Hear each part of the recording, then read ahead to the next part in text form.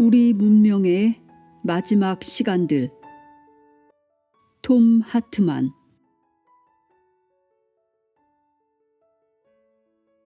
톰 하트만의 책은 타임지에 여러 차례 소개되었다. 그는 몇몇 나라의 전국망 라디오 및 TV 프로그램에 출연하기도 했는데 그 가운데에는 NPR의 All Things Considered, CNN, BBC 라디오 등이 있다.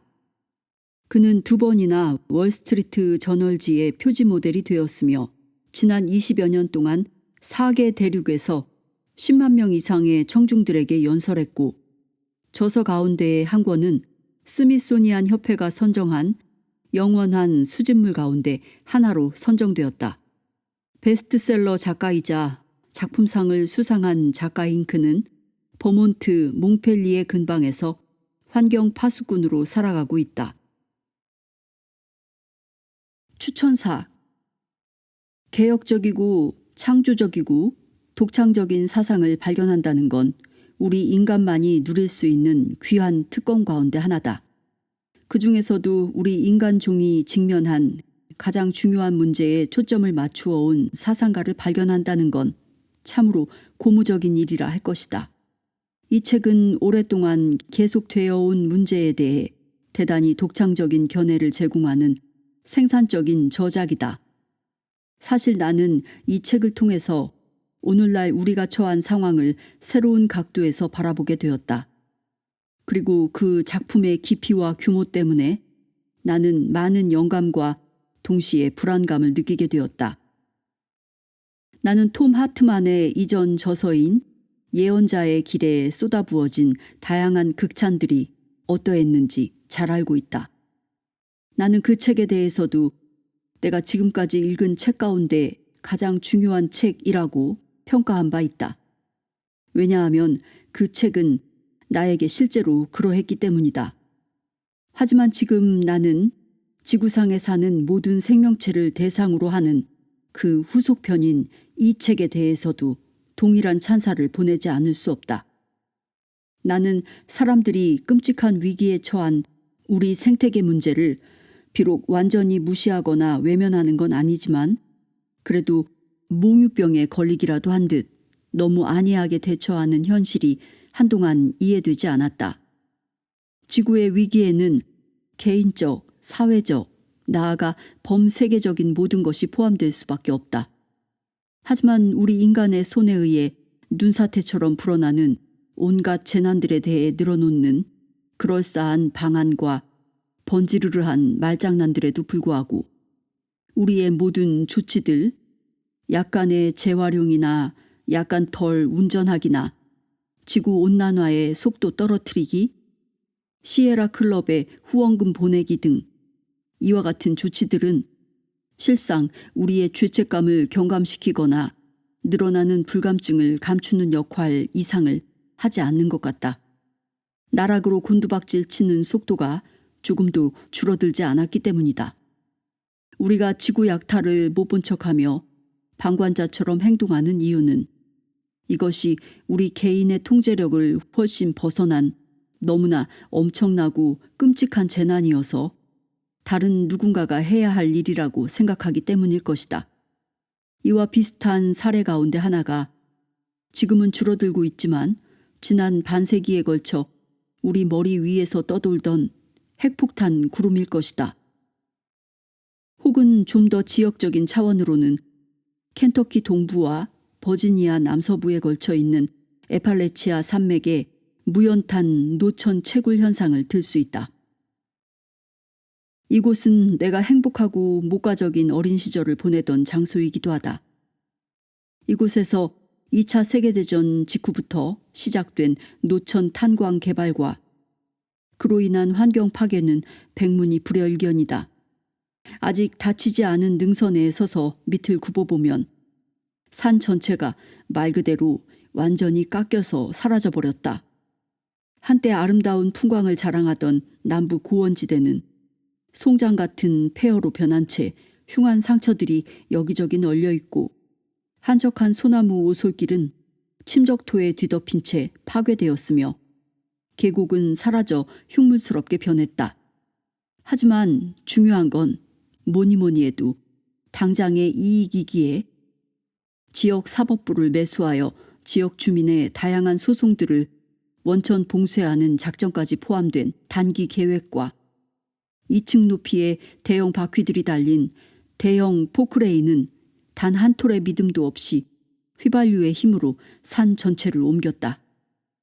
하트만은 이런 모든 문제들에 새로운 빛을 던져 현재의 위기가 몇천 년의 역사를 가지고 있음을 보여준다. 우리는 오래전부터 관철되어 온 사고방식을, 우리의 두뇌 세포 속에 뿌리 깊이 박힌 관행을 그대로 실천에 옮기고 있을 뿐이다. 우리가 지구와 서로에게 가하는 온갖 폭력의 이면에는 우리 문화가 몇천 년에 걸쳐 우리에게 물려준 사고방식이 또아리를 틀고 앉아있다. 이제 현대 세계에 널려있는 원인 모를 불안감과 분노는 우리가 파란색을 파란색으로, 빨간색을 빨간색으로 생각하는 것만큼이나 자연스럽게 받아들이는 오랜 업보가 되고 말았다. 이것은 신포도를 많이 먹는 아버지에게서 물려받은 아들의 충치처럼 우리가 조상에게서 물려받은 유산이며 무의식적인 순환이지만 하트만이 설명하듯이 의식적인 행동으로 끊어낼 수 있는 순환이기도 하다. 그러나 생태계 문제에 대한 사람들의 반응은 환경산업이라는 식이다. 이런 태도는 빌 게이츠를 목표로 성공적인 삶을 살아가는 사람들의 경우에 특히 그러하다. 모두들 이 세상에서 살아남거나 성공하기 위해 자신의 목표를 추구하느라 정신이 없어서 당연한 규범으로 무심히 받아들이고 있는 일상 행동들이 어떤 결과를 불러오는지 뒤로 한 발짝 물러나 돌아볼 여유가 없는 것이다. 때로는 우리 나름대로 합리화를 하기도 한다. 한 예로 사업을 하는 내 친구는 생태계의 혼란에 대해 이야기할 때 어마어마한 크기의 지구에 비하면 인간은 너무나 미약하다고 말하곤 한다. 마치 거대한 공 위를 기어다니는 수많은 미생물처럼 우리 인간은 지구의 기능에 어떤 영향도 미칠 수 없다는 것이다. 반면에 톰 하트만은 세심한 연구조사 자료를 근거로 제시하며 우리가 처한 위험을 존경스러울 정도로 단순 명쾌하게 정리한다. 나는 톰 하트만의 초고를 읽은 다음 날 친구들에게 그것을 내보이며 너무나 훌륭한 원고라며 침이 마르도록 칭찬했으나 내 친구들의 반응은 시큰둥했다. 그 원고가 생태계를 주제로 다룬 것임을 안 내 친구들은 그거 하는 반응을 보인 다음 자신들에게 진짜 중요한 문제에 대한 의논으로 다시 돌아갔다. 이들에게는 과다한 인구와 기아 문제로 시들어가는 인간의 영혼과 상처 입은 지구, 죽어가는 생태계 따위야 아무래도 좋았던 것이다. 1979년 이 글을 쓰기 거의 20여 년 전 로스앤젤레스에서 워싱턴으로 가는 비행기에서 옆자리에 앉았던 사람이 생각난다. 그는 정부의 지질학 관련 부서에서 근무하는 지구 물리학자로 동경에서 열린 세계 지구 물리학자 총회에서 돌아오는 길이었다. 그는 비관적인 미래를 전망하면서 이렇게 말했다. 우리 부서에서 향후 50년을 전망한 결과를 보고서로 작성해 정부에 제출했지만 지구 생태계가 심각한 위기에 처했음을 알리는 우리의 보고서는 조직적으로 무시되거나 노골적인 탄압을 받았습니다. GMP 생산에는 우리 연구 내용이 별다른 도움이 되지 않으니까요. 정부 측은 스스로를 대단하게 생각하는 이 과학자들의 비관적인 경고 내용으로 일반 국민들을 동요시킬 필요가 없다는 식의 논평과 함께 무시하는 거죠. 이 과학자가 설명한 바에 따르면 1979년도 세계지구물리학자 총회의 핵심 관심사는 적도 열대우림 지대의 파괴였다. 열대우림은 지구의 이산화탄소를 흡수하고 대기권에 산소를 공급할 뿐 아니라 지구 전역에 비를 내리고 기후를 조절하는 가장 중요한 요소임에도 불구하고 당시 시간당 1.2 제곱킬로미터 속도로 사라지고 있었다. 지구 전체를 위험에 빠뜨리는 극히 위험한 행위가 벌어지고 있을 뿐 아니라 그 속도가 계속 빨라지고 있다는 게 총회에 모인 과학자들의 한결같은 의견이었다. 독자 여러분, 용기가 있다면 이 책을 끝까지 읽어보라. 그러면 그 속도가 20년이 지난 지금 얼마나 빨라졌는지 알 수 있을 것이다. 1991년에 비행기 안에서 우연히 만난 또 한 사람은 영국 정유회사에서 일하는 지질학자였다. 그 사람은 이렇게 말하며 한숨을 내쉬었다. 지금 석유가 다해가고 있습니다. 그 끝이 보이고 있는데 우리는 계속해서 석유를 태우고 있습니다. 우리는 남아있는 석유를 보존해서 석유를 원료로 하는 합성 제품 등을 만드는 데에만 사용해야 합니다. 우리는 우주에서 가장 흔한 물질인 수소로 연료를 만들 수 있습니다. 이것으로 자동차와 공장과 발전소까지도 굴릴 수 있다고요. 얼마 안 남은 석유를 태우는 건 큰 재난을 초래할 뿐 아니라 논리적으로도 전혀 타당하지 않습니다. 그때 이후 나는 수소 연료에 대한 언급을 들어본 적이 없으며 인류의 뜨거운 경제 논리는 지금까지도 이 문제를 외면하고 있다. 사실 남아있는 석유를 태우는 건 지금도 벌어지는 비논리적인 행위일 뿐 아니라 인류를 불안하게 만드는 행위이며 하트만이 본문에서 자세히 설명할 모든 부도덕한 행위의 핵심 고리이기도 하다. 어쩌면 여러분은 현 상황이 전문가들의 주장처럼 암울하다면 굳이 이 책을 읽을 필요도 없지 않느냐고 말할지 모른다. 내일 세상에 종말이 온다면 차라리 오늘 열심히 먹고 마시고 즐기고 장미 몇 송이를 모으는 게 낫지 않냐고. 하지만 여러분은 이 책을 꼭 읽어야 한다. 3분이라는 짧은 시간에 피상적인 정보를 접수한 사람은 아무리 노력해도 피상적으로 반응할 수밖에 없기 때문이다. 지금 상황은 전박이 부엉이가 위험에 처한 정도가 아니다. 하트만이 제시하는 객관적인 사실들은 현재 진행되고 있는 일을 충분히 파악하기 위해서 우리가 꼭 알아야 하는 것들이다. 또 하트만이 우리 모두에게 촉구하는 사소하지만 의미심장한 대안들이 설사 현 상황을 역전시키지 못한다 해도 그것들은 최소한 새로운 생태계, 새로운 지구, 혹은 자력으로 회복 불가능한 시스템이 마침내 자멸한 다음에 살아남을 잔재를 위해 씨앗을 뿌리는 극히 건전하고 이성적인 실천일 수 있기 때문이다. 건강 회복에 바람직한 처방을 내리려면 먼저 질병을 제대로 파악해야 한다. 물론 생태계 붕괴가 임박했다는 사실을 담고 있는 저서들은 이미 많이 나와 있고 과학자들은 과학자들대로 정부와 산업계와 소비자들에게 이 징후에 유념할 것을 간청하고 있다. 하지만 별반 소용이 없다. 현재의 위기를 설파하는 우리들 대부분은 이 사실을 알고 있는 사람들에게만 설교하고 있으며 이들 외에는 귀를 기울이지 않는다. 지구촌 경제로 성장한 거대 시스템은 이에 개의치 않고 절벽을 향해 계속 빠른 속도로 달려가고 있을 뿐이다.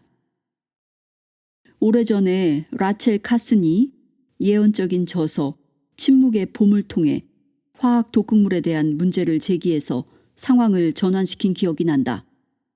하지만 되돌아보면 그 후에도 별다른 변화가 일어나지 않았음을 알 수 있다.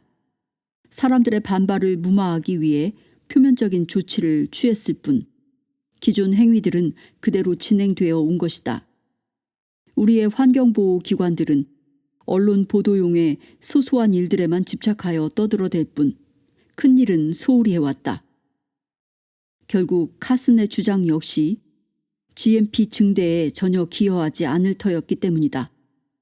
그 결과 지금 산모들의 모유에서는 카슨 당시보다 더 많은 DDT는 물론이고 카슨이 전혀 생각지도 못했던 새로운 화학 독극물까지 발견되고 있다.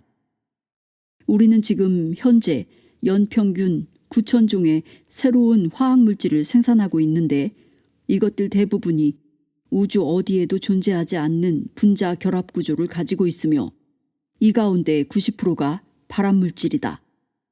그래서 아이러니컬하게도 카슨 자신의 생명을 앗아간 암 또한 기하급수적으로 증가하고 있다. 1954년 영국의 세포생물학자 윌리엄슨과 피어스는 폐캄 재단의 후원을 받아 30여 년 동안 역학조사를 한 후 우리 인류가 살아있는 지구 몸의 암세포로 변해가고 있는 현실을 밝혀냈다. 지구와 인류는 공생관계 속에서 살아가고 있기 때문에 우리 인류를 괴롭히는 암세포 역시 전염병처럼 대규모로 번져나갈 것이라고 예측하면서 하지만 이들의 진단과 권고는 영국 산업계는 물론이고 미국 산업계의 성장에도 별다른 도움이 안 되었기에 완전히 무시되었다. 그런 의미에서 보면 오래전부터 필요했던 건 진행되는 사실을 그대로 드러내는 것이 아니라 그 자명한 사실을 바라보고 이해하고 제시하는 새로운 방식, 새로운 견해였다. 그것은 파멸로 나아가는 현실에 효과적으로 대응하기 위해서 필요했다. 톰 하트만은 바로 그런 내용을 이 책에 담았다. 그는 이 책에서 인간 정신의 위축과 빈곤이 우리 질병의 뿌리에 존재한다는 사실과 이 뿌리는 새로운 게 아니라 몇천 년 동안 성장해왔다는 것, 우리가 만들어낼 새로운 문화와 삶만이 우리를 구원할 수 있다는 것을 명확히 밝힌다. 우리는 과학에서 말하는 새로운 패러다임이라는 걸 지겹도록 듣는다. 하지만 우리가 물결을 비로소 돌릴 수 있는 건 아주 오래된 패러다임을 재발견할 때 일상의 신성, 살아있는 지구와 우리 자신과 서로의 신성을 재발견할 때이다. 이것은 텔레비전이나 컴퓨터 CD롬을 통해선 얻을 수 없다. 그래서 이 책의 마지막 부분은 개인 책임을 막연히 촉구하지 않고 우리 모두가 추구할 수 있는 확실한 행위 처방을 정확하고 분명하게 제시한다. 우리 내면에 존재하는 구식이면서도 항상 새로운 삶의 영상을 찾아내고 그 영상에 따라 살 수 있도록 말이다. 그 점에서 이 책은 우리 모두가 지구의 복원뿐만 아니라 개성의 풍요로움과 영적 자각 내지는 각성 그리고 마음의 평화를 얻는 길로 들어서자는 부름이다. 나로서는 놀랄 정도로 독특하고 뛰어나고 훌륭한 이 책을 읽고 참으로 진실된 마음으로 그 내용을 토론하며 서로에게 권하는 게 우리 모두에게 중요하다는 사실만을 이야기할 수 있을 뿐이다. 확실히 우리는 행동을 촉구하는 온갖 요구들에 지쳐 있다. 하지만 이 책에서 촉구하는 각성과 행동은 우리 자신과 아이들과 그 후손들 그리고 우리가 책임져야 할 이 아름다운 지구를 위험에서 구하기 위해 꼭 필요하다. 내가 하트만과 동일한 방향을 제시한 제리 맨더의 뛰어난 책 신성의 부재에서 생태계 문제에 대한 충분한 정보를 얻었다고 한다면 우리 문명의 마지막 시간들을 읽고서는 미래를 새로운 전망으로 바라볼 수 있게 되었다. 그러니 이 책을 읽어라. 한 권 사서 친구에게 주어라. 불가능한 일을 시도하라. 이 책을 지역구 상원의원과 하원의원, 지역경제연합회, 라디오 방송국에 보내라. 모든 학교, 전문학교, 대학교에서 이 책을 정식 교재로 채택하도록 요구하라. 1년의 유화적인 제스처를 보고 승리했다고 자만하지 마라. 더욱 노력하라. 우리가 전례 없이 가속화시킨 타락은 쉽게 누그러지지 않을 것이다. 엄청난 세력이 박차를 가하고 있다. 이에 맞서기 위해서는 엄청난 헌신이 필요하다. 아프리카에서 코끼리들이 학살당하고 있다는 소식을 듣고 당시 11살로 어른들의 광적인 살상 행위를 이해할 수 없었던 내 딸은 거실을 오가며 흐느끼면서 사람의 탈을 쓰고 어떻게 저럴 수 있죠? 어떡해요? 하고 소리쳤다. 그러더니 갑자기 나를 가리키며 어린아이 특유의 솔직함과 명쾌함으로 그런데도 아빠는 그렇게 가만히 앉아있기만 하잖아요. 하고 경고했다. 어떤 조치가 필요하다는 건 알고 있었지만 그 방법은 전혀 몰랐던 내가 뭐라고 말할 수 있었겠는가. 이 책은 우리 머리 위로 떨어지고 있는 자연재해를 놀라울 정도로 명쾌하게 통찰한 다음 그에 대해 아주 놀라운 방법, 아주 독특하고 기발하고 구체적인 행동 방침을 제시한다. 그래서 이제 70주를 맞이하는 나조차 필요한 행동을 취할 수 있으며 여러분도 동참할 수 있다. 그러니 내 딸이 울부짖었듯이 그곳에 가만히 앉아있지 말고 어떻게 해보라. 이 책을 주변에 소개하고 이 책에 담긴 메시지대로 살아라. 지금 당장. 오늘이 바로 그날이며 지금이 바로 그 시간이다. 요셉 칠톤 피어스, 버지니아 파버에서 1997년 10월. 들어가기에 앞서 왜 이 책인가? 어제 이 시간 이후 24시간 사이에 우리 세상에서는 20만 에이커가 넘는 열대우림이 파괴되었고 1300만 톤의 유독성 화학물질이 우리 환경 속에 방출되었으며 4만 5천 명 이상이 굶어 죽었다. 그 가운데 3만 8천 명이 어린이다.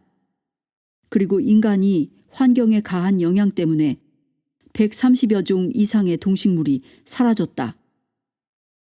동식물이 이처럼 급속하게 사라지는 건 공룡이 멸망하던 시기 이후로 처음이다. 이게 단 하루 만에 일어난 일들이다. 현대 세계를 살아가는 우리들 대부분은 특정한 생활 방식을 고수하면서 일상의 생계 문제에 몰두해서 살아가고 있다. 그러다가 이따금씩 귀를 기울이거나 좀 더 깊이 살펴보면 종종 약간의 노력이 필요하지만 미래의 불길한 징후에 대한 온갖 불협화음들을 듣기도 한다. 그 중에는 그럴싸한 내용도 있고 믿기 어려운 내용도 있다. 우리는 언론 매체들에서 신종 살인 박테리아나 바이러스, 갈수록 심각해지는 기후 문제와 살인 태풍, 발암물질, 식량 생산 위기, 경제 붕괴나 세계 공황, 아마겟돈에서 벌어질 마지막 전투 같은 이러한 문제들이 불과 며칠 혹은 몇 년 안에 일어나리라고 말하는 사람들의 이야기를 흔하게 보고 듣고 읽는다. 물론 고맙게도 모든 게 아무 문제 없이 정상이며 플로리다 잭슨빌 규모 정도면 세계 인구 전체가 살 수 있고 플로리다 사람들은 이 논리를 좋아하지 않는다. 하지만 언젠가는 과학기술이 이 모든 문제를 해결할 것이라고 주장하는 사람들도 있다. 인류의 미래를 둘러싼 이런 주장들의 중심에는 우리가 무엇을 하고 무엇을 하지 말아야 하는지에 관한 전제들이 있다. 하지만 이런 주장과 입장들은 대체로 다음 4가지 기본 현실을 간과한다는 점에서 문제가 있다. 1. 현대 과학기술의 영향에도 불구하고 지금 우리가 겪는 딜레마와 위험들은 최근의 변화들 때문에 일어난 게 아니라는 점이다. 그것들은 약 7,000년 전 수메르인이 최초의 도시국가를 형성한 이후로 인류가 살아온 방식에서 충분히 예견될 수 있는 결과였다. 게다가 부족 생활에서 도시국가 생활로 옮겨간 문화들은 언제나 어김없이 도시국가가 경험했던 그런 식의 순환을 되풀이해왔다. 2.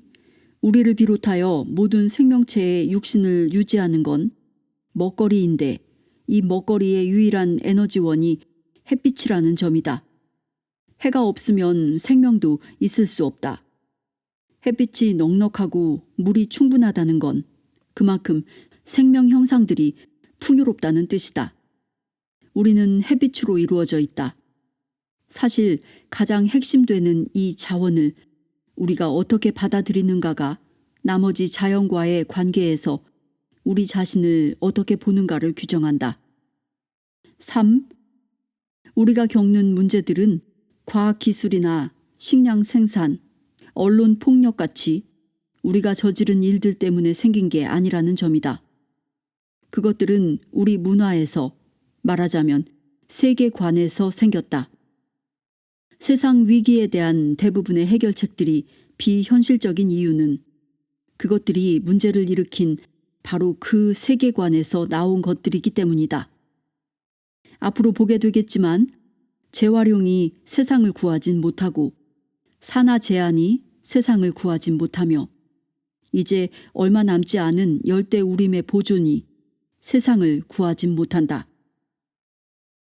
설사 이 모든 바람직한 실천들이 완벽하게 이루어진다 해도 우리의 근본 문제는 여전히 남을 것이고 불가피하게 되풀이될 것이다. 설사 상온 핵 융합 방식이 성공하여 석유 사용을 그만두고 모든 사람에게 무료로 전기를 공급해준다 해도 그것이 세상을 구하진 못할 것이다. 진실로 의미 있는 변화가 이루어지려면 세상을 바라보고 받아들이는 방식을 바꿔야 한다.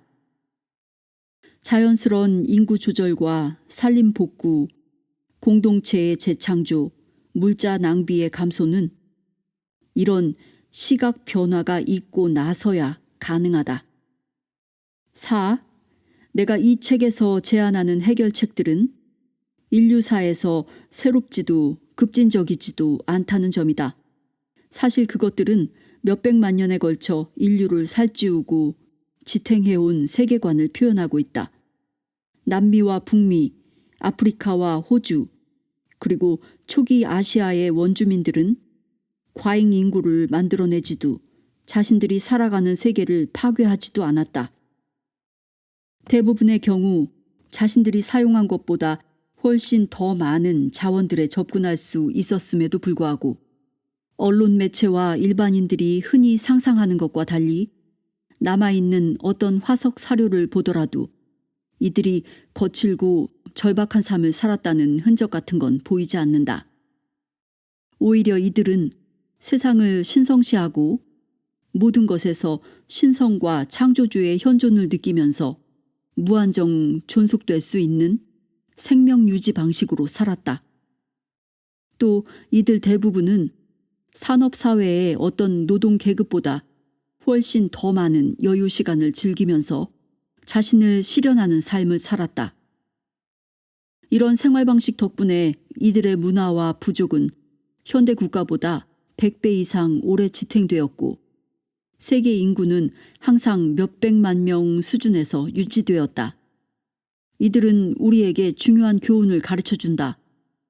나중에 이 책에서 보게 되듯이 비록 문명화된 우리가 이들을 그야말로 말살시키고 이들의 영토와 언어와 삶을 빼앗음으로써 이들의 지혜까지 잃게 될 끔찍한 위험에 직면해 있긴 하지만 충분한 수의 사람들이 세상 보는 방식을 바꿀 때 그때서야 비로소 새로운 눈으로 보기 전에는 상상조차 하지 못했던 방식으로 해결책이 명확해지는 경우가 종종 있다. 우리가 세상의 많은 것을 파괴해온 것은 우리 문화 때문이다. 그렇다면 우리는 문화를 바꾸는 것으로 세상의 많은 것을 구할 수 있다. 이 책을 읽는 독자들은 동굴이나 움막의 삶으로 돌아가지 않고도 우리 선조들의 문화에서 도움을 받아 인류와 지구를 살릴 핵심 지혜를 찾아낼 수 있을 것이다. 인류와 지구를 살리는 길은 소비를 의식적이고 자발적으로 줄이는 것, 바로 거기에 있다. 그리고 이 책은 여러분이 인류와 세상을 구하는 일에 적극 참여할 때 어떤 식으로 자기 삶의 질까지 높아지는지도 보여줄 것이다. 이 책은 지금 세상이 어디로 가고 있고 우리가 그것을 놓고 무엇을 할 수 있는지를 다룬 책이다. 결말은 낙관적이지만 그 길을 따라가다 보면 그리 달갑지 않은 소식들도 접하게 될 것이다. 현실에 대한 이해가 긍정적인 변화 도구들을 우리 주위에서, 다시 말해 우리의 생활 방식과 세계관에서 찾아내는 동시적인 과정이 되지 못한다면 말이다. 따라서 이런 문맥에서 보면 나쁜 소식조차 사실은 좋은 소식일 수 있다. 이 책의 목표는 죄책감이나 좌절감이 아니다. 나는 긍정적이고 지속적인 변화를 만들어낼 수 있다는 희망으로 이 책을 쓰고 있다. 이 책은 인구 증가와 자원 고갈, 그리고 그 와중에서 우리가 어떻게 우리 둥지를 더럽혔는가 하는 현 상황에 대한 묘사에서 시작한다. 이 단계에서 특히 중요한 건 사람들이 거의 자각하지 못했던 한 요소, 우리가 식량과 연료로 소비하는 에너지의 근원과 그것의 고갈이라는 요소에 대한 새로운 통찰이다. 우리가 어떻게 해서 이런 상황에 이르렀는지 알고 나면 독자들은 사실은 그렇지 않은 상황인데도 왜 많은 사람들이 괜찮다고 여기는지 그 이유를 알게 될 것이다. 이 책을 쓰는 과정에서 나와 함께 작업하던 사람들은 원고의 3분의 1 정도를 읽고 나니 삶에 대한 관념 전체가 바뀌었다고 말하곤 했다. 상황이 이런 식인 까닭에 대해서 한시바삐 뭔가를 하지 않는 것이 미래에 어떤 식의 결과를 가져올 것인지에 대해서 아직은 낯설지만 불가피한 결론에 이르게 되었다고 하면서, 하지만 일부 여행자들이 자신들이 새로 발견한 길, 우리의 과거에서 아직은 불투명한 미래 속으로 똑바로 이어지는 길을 따라 계속 걷기를 그만두고 원점으로 돌아가거나 길을 잃게 되는 것 역시 이 지점에서다. 그렇다고 너무 불안해하면서 이 책 읽기를 포기하진 마라. 이 책이 다루려는 건 문제들 자체가 아니라 미래를 위한 희망이다. 이 책의 2부에서는 우리가 이런 혼란에 빠지게 된 까닭을 설명한다. 이 까닭을 이해하는 것, 바로 이것이 우리 미래를 구하는 열쇠이자 이미 타당성이 밝혀진 새로운 해결책으로 통하는 문을 여는 것이라고 나는 믿는다. 이 책의 3부에서는 앞에서 얻어낸 새로운 이해들을 가지고 우리가 무엇을 할 수 있는지 알아볼 것이다. 따라서 이 책을 끝까지 읽고 나면 여러분은 우리가 제대로만 하면 상황을 완전히 바꿀 수 있다는 확신, 그것도 현실적이고 사실에 근거한 확신을 갖게 될 것이다. 부디 이 책을 끝까지 읽기 바란다. 내 친구 기네 피셔가 말했듯이 희망은 우리가 성숙해가는 토대다. 이 책은 결국 희망을 다룬 책이어서 일단 우리가 현 상황과 그 과정을 이해하고 나면 더 밝고 더 의미 있고 즐거운 미래를 위한 구체적인 해결책을 제시해 줄 것이다. 톰 하트만, 버몬트 록스베리에서 1997년